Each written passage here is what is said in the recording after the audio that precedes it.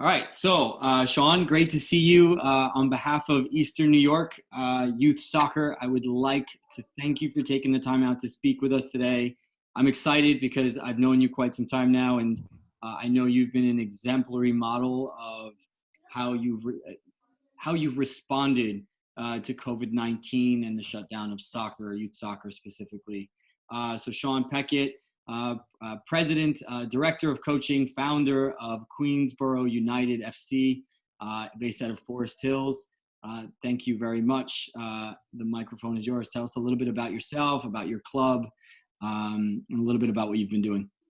Well, I appreciate being interviewed today. It's a great honor, and I'm excited to share some of the experiences we've had since COVID-19 closed us down back on March 15th. So a little bit about myself. I've been in New York now since 2001.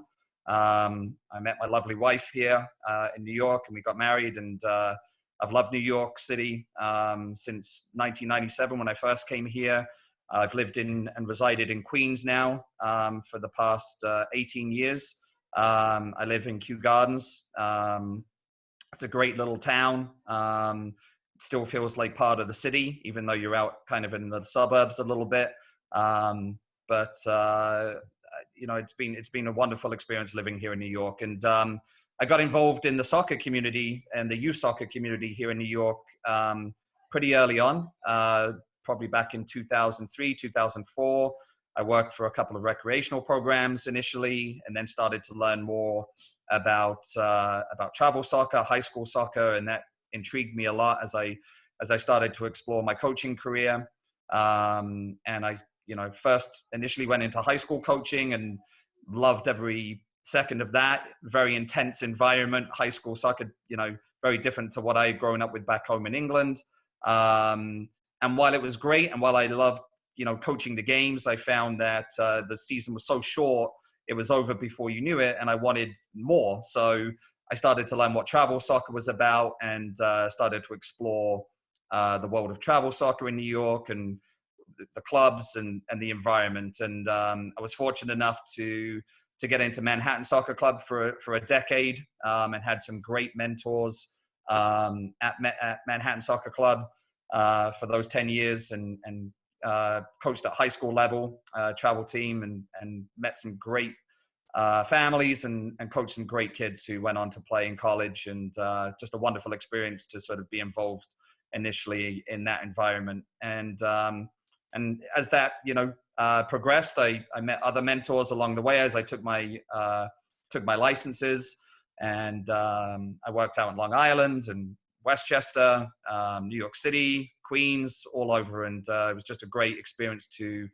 gather as I was growing as a coach.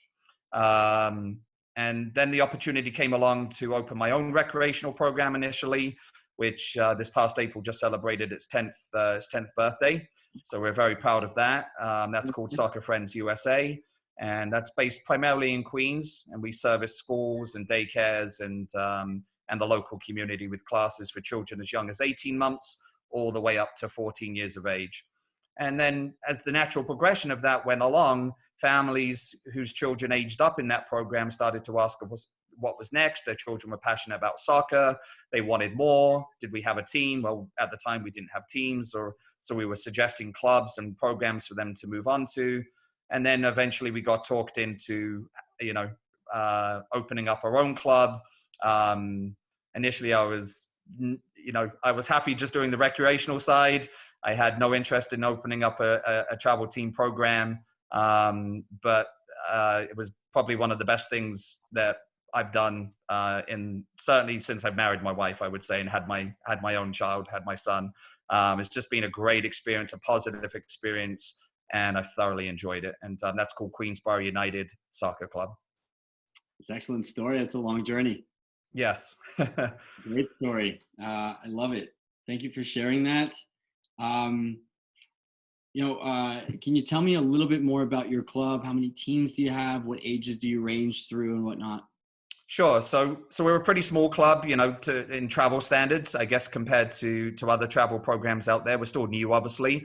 in age. We're only 4 years old. We have 8 teams currently. The oldest team is currently U14s, and the youngest would be a U9 team. So we have 8 teams in total, boys and girls. Fantastic. In 4 years' time, 8 teams is a good start. Yes. Love it.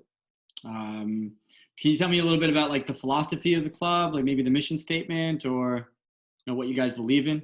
Sure, absolutely. So definitely at the top of that list is we're a developmental based club. So we're open to any child who has a passion and an enthusiasm to want to learn the game of soccer.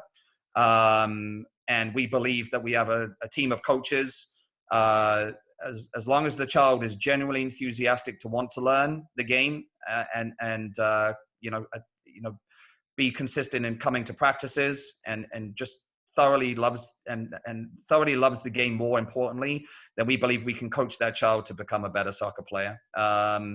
So the way we structured our club at the beginning and continue to this day, as long as the family can commit and the player can commit to travel soccer with all that goes along with that, we'll take that child into the club and coach that child to the best of their ability. And it's worked very well for us. We've seen some great positive stories from children who've come in, maybe not got opportunities at other clubs, bigger clubs, because of just the numbers and cuts, etc. And we've been able to give an opportunity to a child that might not necessarily get that opportunity. And it could be financial reasons too. We pride ourselves on trying to keep the cost of travel soccer as inexpensive as possible. But we want to make sure that the sport is available to as many children as humanly possible, especially in our area in New York City and Queens. That's great. And thank you for sharing that. I know we've had the time to talk prior, and I definitely appreciate some of the ways that you measure your success in providing opportunities to as many people as possible. I've never heard you talk about wins and losses or anything like that. And that's something I've always respected about you. You're doing this because it's your true passion. I'll get right into, one of the purposes of this is, COVID-19 has completely changed our industry. And I feel that in talking with you recently, you have really responded to this so well in regards to putting your players' needs first. So I was hoping you would share some of the things that you've been doing. But first and foremost, I wanted you to kind of mention, March 15th, you get the news that things are on lockdown. Like, what are some of the things that are going through your head as this is happening? If you can kind of recount that story.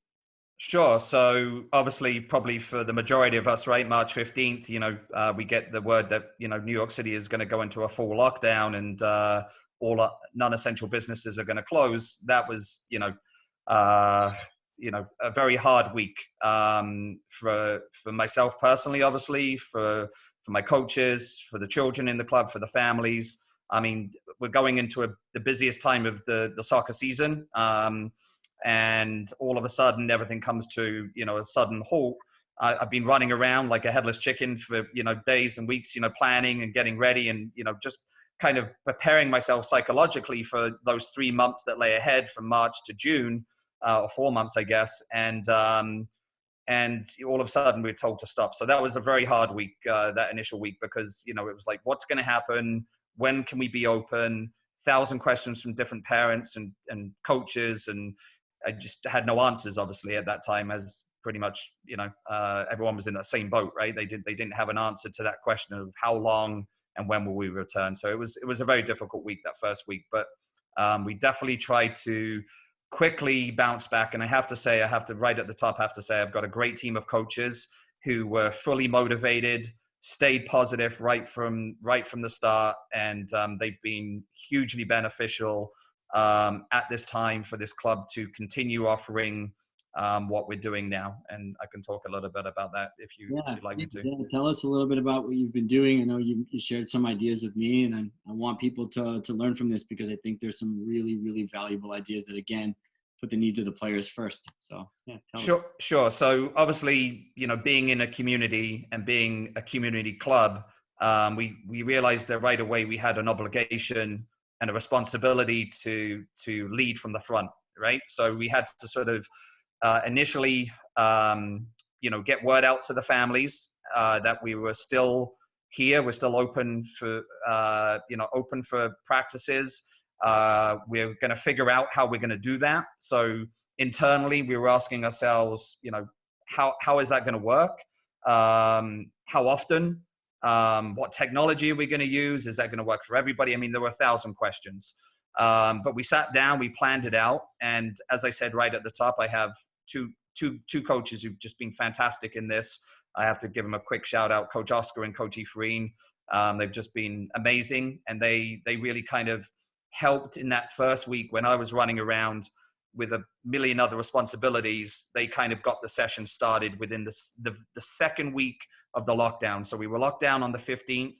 And that second week, we were already back up and running practices. Initially, the plan was to use Facebook Live, which we did.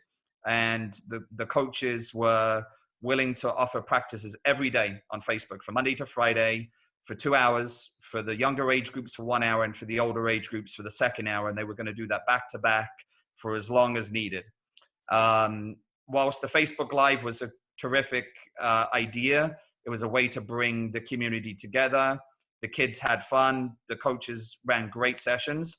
Obviously, we couldn't see them with the Facebook Live technology. It's not like Zoom or Google Meet or the other platforms that are out there.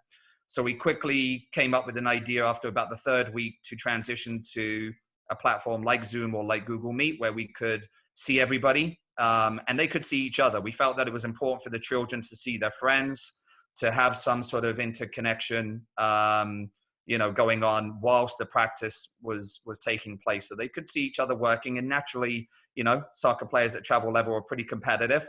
So they like to, compare themselves to each other. And I could see that motivational factor and that competition was coming out on the screen, which was great. It was a great experience. And I remember that very first practice when we switched to Google Meet, you could see all the smiling faces. They're seeing each other probably for the first time in 2 or 3 weeks. And, what I have to say with the children, and I've told them that this week, I've been so proud of them because, they've shown such a great attitude to maintaining to come to practice on a video session. Right now, twice a week, we do it. We offer it twice a week during their regular practice days at their regular practice times. But they're also having to do this for their school. And it's not easy to keep doing this day in, day out. And I told them this week how proud I am of them for continuing to do this, because since we started the practices online, we've had 90% attendance right across the club. So there was obviously, the children obviously wanted it. That's the first thing. Our own obligation was to keep it motivational for them. So we tried to have the soccer ball incorporated at least 90 to 100% time of the session, right? Because the one thing we can't offer them is the game. That's the biggest thing they're missing, right? We can't play a game at the end of practice or during practice like we normally would. So one thing that motivates a soccer player is the soccer ball. So we try to incorporate the soccer ball in 90 to 100% of the entire practice. And that seems to have worked, because we believe that's why we're getting such high attendance coming back, week after week. So that's something that I think, a lot of clubs could look at when you're running your sessions. How often, even if we were running regular sessions without COVID-19, how much time is spent with the players touching a soccer ball? So if normally if it was a normal practice, 90 minutes, I would want 70% of that practice time with the ball out and with the kids, getting touches on the ball. With these sessions, they're only 60 minutes. So I challenge the coaches to come up with sessions that would have the ball out 90 to 100% of the time, especially as the weeks have gone on. So that's worked, and the kids have, like I say, it's been down to the kids and the coaches who've continued to keep this high energy and this motivational factor. So it's been huge. Wow, it's awesome. You've taken it very far. You mentioned a couple of things that I've written down. and talked about platforms. Can you tell me a little bit more about Google Meet? Is that something that costs you money to be a part of, or is that subscription? No. So Google Meet, there's no subscription fee. You just have to have a Google account. Okay. So we had that through our email address anyway, and then you use the Google Suite to send out links daily, and it has a capacity of up to 250 attendees at a time. So it's quite a large capacity. So we knew we would never, get beyond that. And it's a free service, and it's a reliable service. Obviously now and again it glitches, but that could be Wi-Fi issues, too many teenagers in the house or jumping on Wi-Fi at the same time. But predominantly it's been a very successful platform for us to use. Right. So I would highly recommend it. Yeah, no, 250 participants seems pretty high, because I know that on other platforms you're limited to about 100. Correct. I'm guessing, is there a time limit to how long you can run these? Actually, no, I was going to add that there's not, which is even, that's one of the best things about it, because I know with other platforms there's a certain time limit and then you're done, unless you're paying for the full membership. Yeah. So it's free. You get to use it as much as you want, which is fantastic. What other features does it have? Like, you can see everybody, they can see you. Is there a chat feature? Correct. Yes, it has chat feature. It has the tile layout. So, you just hit the tile layout and then you can see the entire group of, you can see everybody working out, and it's great. And they can see each other. They can obviously hear us through audio, but yes, there is a chat feature too. Right. Without sharing too much of your secret recipe, pretend I'm a player in your club and I'm stepping into a meeting now. What does that look like? What does that feel like for me as a player? What am I experiencing? I mean, you mentioned a fantastic percentage, by the way, 90 to 100% on the ball. I totally agree that they're going to love that. But what other things are you doing inside of that? Like, is there video work? Are they following along to a video? Are they following along with the coach demonstration? Sure. So the actual practice, I mean, as the players join, there's usually some music playing just to kind of get the energy up. We make sure obviously the music is clean, right? We have to make sure that it's not non-explicit. Just to, just get the, because everyone's joining at certain times. So we make sure the music's on. We give them, if the practice starts at 6, we usually give it to 6:05. The kids who are joining early are getting to work on whatever we worked on in the last session. They're showing and demonstrating what they've been doing with the soccer ball since we last saw them. And then 6:05, we bring them to the camera. We welcome them in, obviously, just like we would at a normal session. We greet everybody, and then we just lay out the basic ground rules. We ask them that during the session that they keep themselves muted.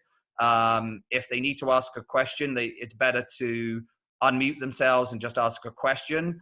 But I have to say, again, the behavior of the children, again, I think because here in New York, they're used to using it for the DOE, for the New York school system. They've kind of got very used to it, as kids do with technology. They get used to it quicker than the adults, of course.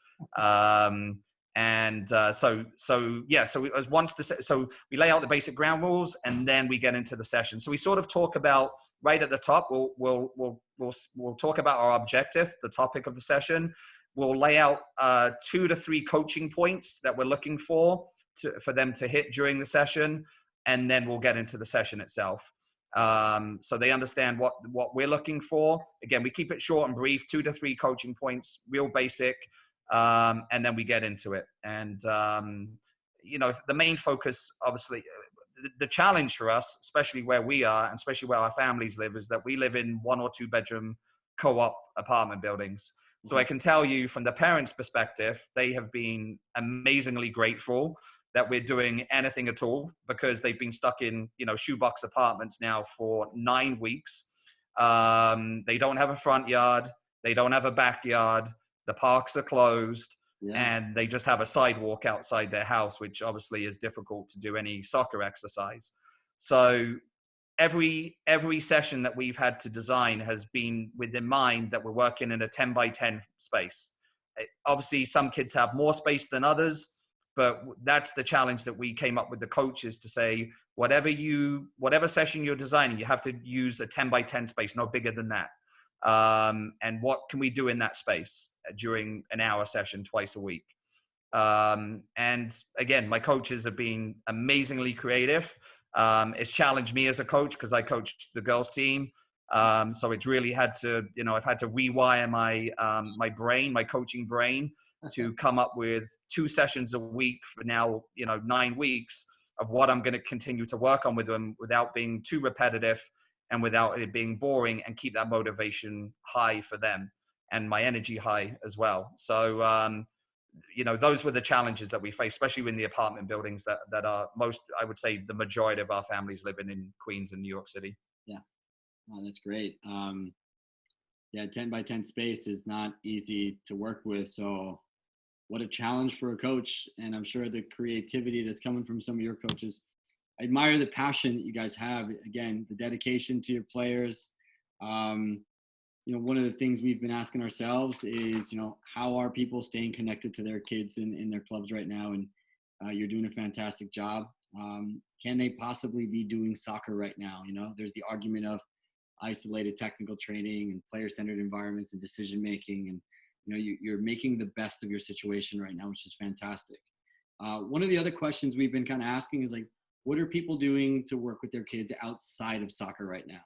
And I know in a discussion that we had, you mentioned some stuff that you're doing for your kids to kind of, first off, I got to say, like, the culture that I'm feeling about your club right now is very, like, family oriented, right? Like, everyone talks to each other.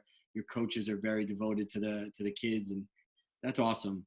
And then when I heard your story about what you're doing to teach them some life skills as well, I was like, you know what, he needs to be sharing this information, because what a great opportunity, because they're all around their parents right now, right?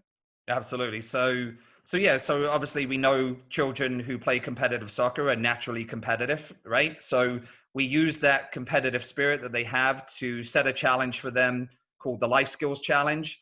And so we send it out to the entire club, where we ask them, because they've got so much time now at home, once their homework is complete, and their academic side, then rather than jump on the video games right away, they could make their mom and dad, feel proud of them even more than they already are, to show them that they are capable of vacuuming the carpet, doing some dishes, washing up the dishes, learning some new skills as well. So I mean, vacuuming and doing the dishes, maybe, the majority of kids already know how to do that, but doing them consistently was the most important thing. But also learning some new skills, like learning to peel vegetables, learning to use, learning to follow a cooking recipe from the beginning to the end.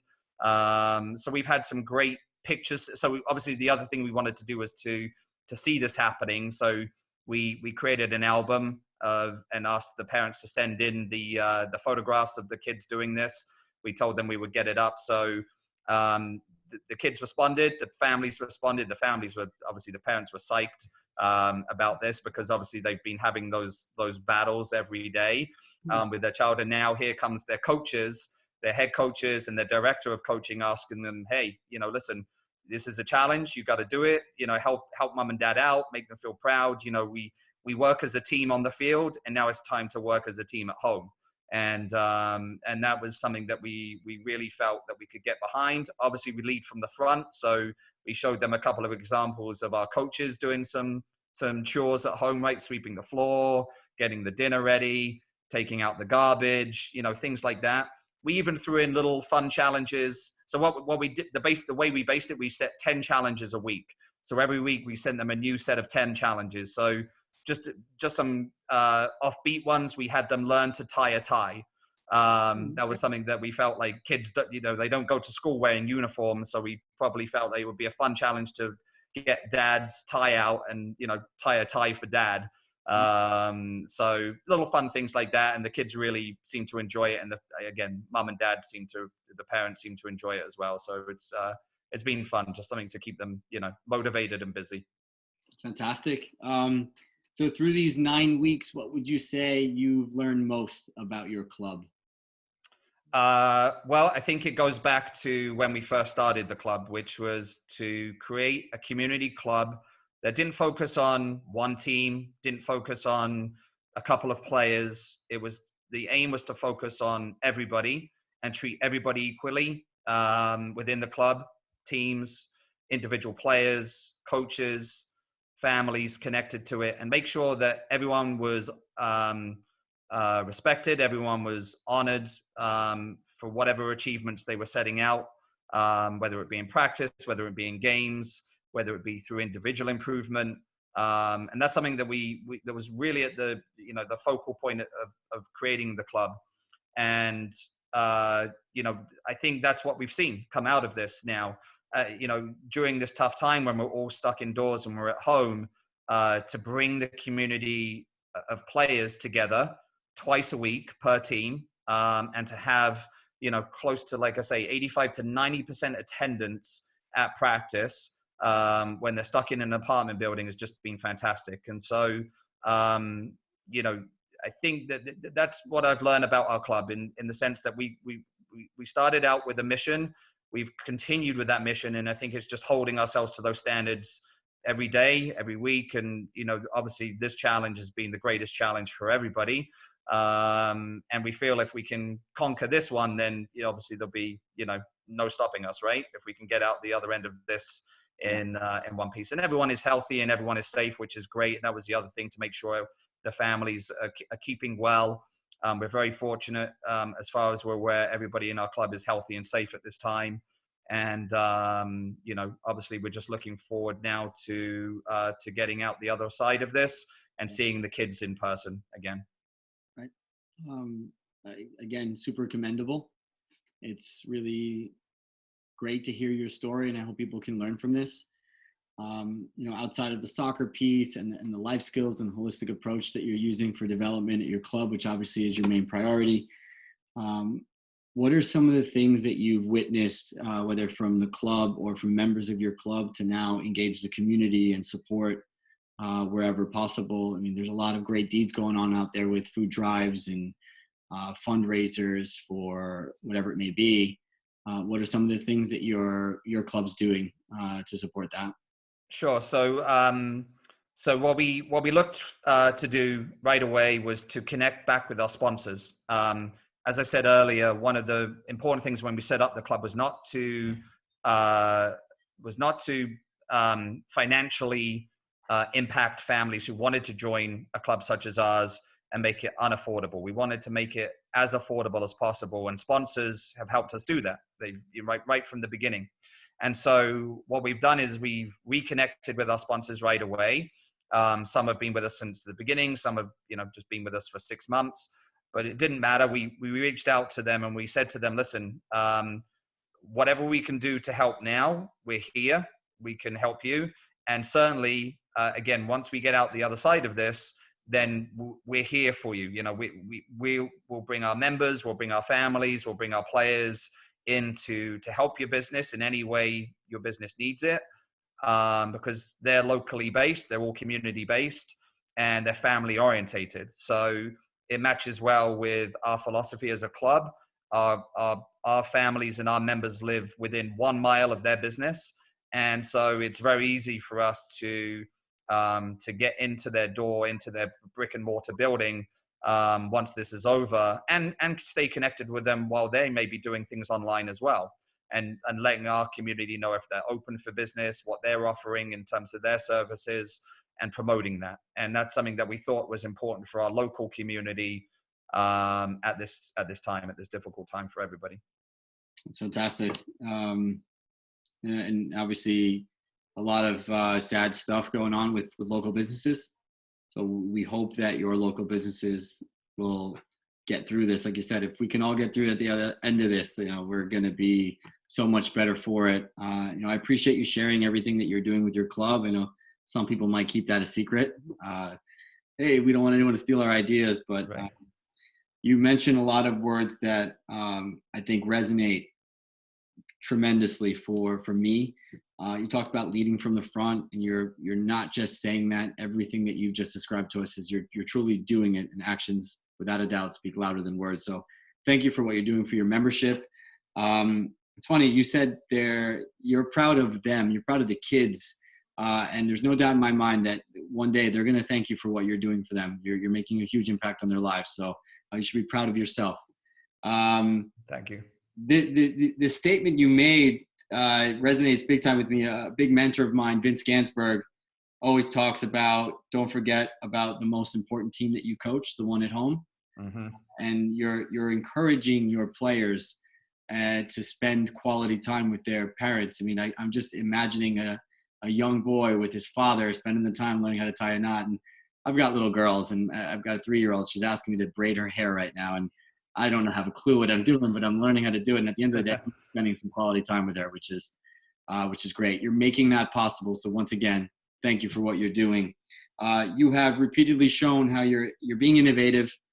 You're motivating not just yourself, your staff, the membership, and I love that you see it as a responsibility, as an obligation. We all need to look at our craft like that. We have a responsibility to bring people back to positivity. And I thought when we had spoke this earlier this week and last week as well, I was like, you need to share your story. So I'm very grateful for you sharing this. I hope many people listen to this, and I hope they're inspired to go and do the same thing for their clubs or for their kids in their own respective team and at home with their families. And lastly is like, if I want to sign my 3-year-old daughter up for one of your programs, where can I find information about your programs? Absolutely. So, like I say, in addition to us running the live practices for Queens United, our recreational program is called Soccer Friends USA, and we run programs for children 18 months to 14 years of age. They run weekly, daily, Monday through Saturday, and you can find the information at www.soccerfriendsusa.com. Awesome. All right, Sean, any closing words or anything you want to leave us with before we say goodbye? Well, I definitely appreciate the time. And again, thank you to yourself for hosting me tonight, and to Eastern New York Youth Soccer Association. We're, and partners with a technical partner, New York Red Bulls, who've been terrific in all of this. And we can't wait to get back back out there with all the coaches, with all the players. It's coming soon. I think, you've always got to turn the negative into the positive, right? And that's the simple message that I would leave everyone with. Thank you. Thank you very much for doing that. Stay positive, stay well, and stay safe, okay? Thank you so much. All the best, Sean. Thank you.